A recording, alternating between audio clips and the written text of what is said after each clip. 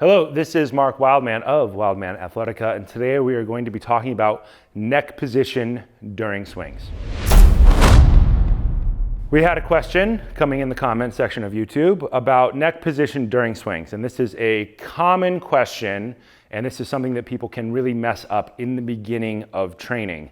So what we want to do is keep our crown to coccyx alignment the same throughout the range of motion of the swing. What people tend to do is at the bottom of the swing, they will look up and they will crunch the back of their neck into this weird position, and they will keep their face up, causing their crown to coccyx alignment to deviate throughout the range of motion. So what we want you to do is to look with your eyes, not with your head. Anybody saw The Rocketeer, that movie back in the early 90s? It's the famous line in that is, don't look with your head, look with your eyes.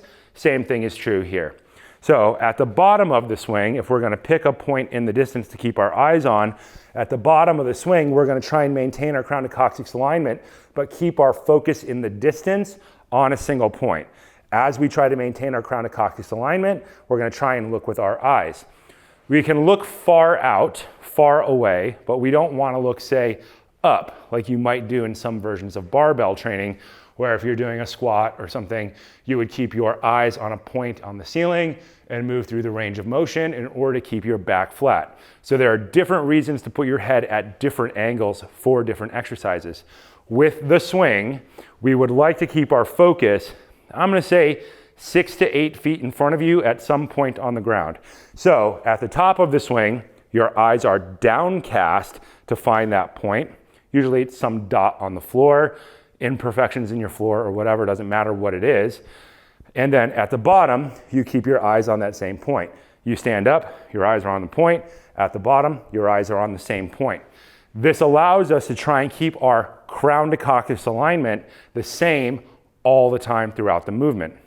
Same thing, this will apply to snatches and it will apply to cleans as well. We're gonna do the thing that they tell you not to do, which is show you the bad thing, and then we are going to show you the good thing.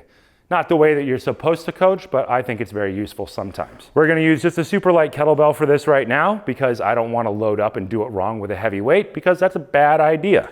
We're gonna show you the bad way first, which is keeping our face in one position while doing the movement. So, we always, when I'm coaching somebody, we look at the back of their neck, and if we start to see little crinkles in the skin on the back of their neck, we want to change that because that's just their head dobbling all over the place when it doesn't need to move. Now, we are going to show you this with our crown to coccyx alignment being generally straight. It might deviate a little bit up and down. We are trying to stay pretty close to straight crown to coccyx alignment. Eyes out in the distance, look with your eyes. Here we go.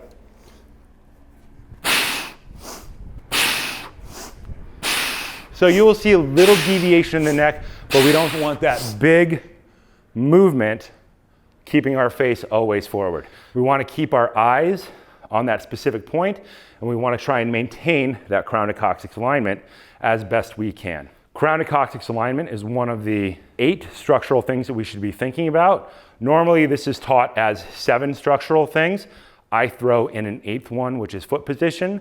So we have wrist position, elbow lock, shoulder pack, crown to coccyx alignment, core engagement, hip snap, leg extension, and foot position. So we're always looking for those things. If any one of those 8 things is off, we want to fix it. The reason I throw in the foot position is if one foot is turned out, which is something that is not often coached. Because I have bad knees, I have learned in order to survive training that I should point both feet straight ahead so that the load on my knees and my hips is the same, so that it turns into core engagement load, so that it turns into better, more equal crown to coccyx alignment.